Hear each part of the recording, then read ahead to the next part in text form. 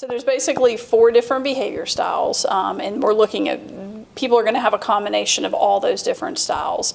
D stands for dominance, I stands for influence, S stands for steadiness, and C stands for compliance. If they're over a certain level, say 50, then they tend to be high. So I'm a high D, I'm a high I. But D, with the D, we're looking at how a person responds to challenges and problems. The I is how they get people to believe what they believe, how persuasive they are. Their S is how they like change and how they like to work as far as pace in their environment. And their C is how compliant are they, how well do they respond to rules and regulations set by others.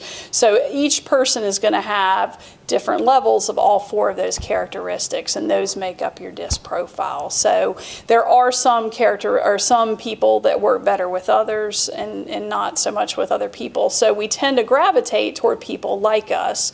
But if we have a team composed of just people like us, that actually is not a good thing. We actually want people who have all different behavior styles in their on the team. That makes for the strongest team.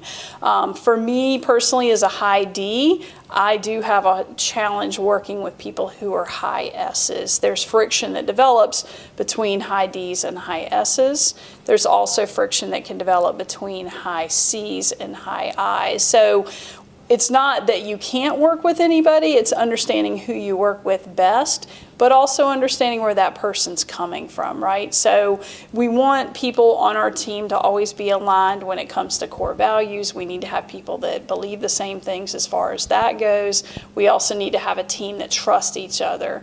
But truly, the strongest teams come from a group of people who are actually different than each other, that know how to function and how to communicate and how to interact and how to deal with conflict and all those things. And that's the power of DISC, that allows you to not only understand yourself, but to also understand where other people are coming from and then how best to communicate with them.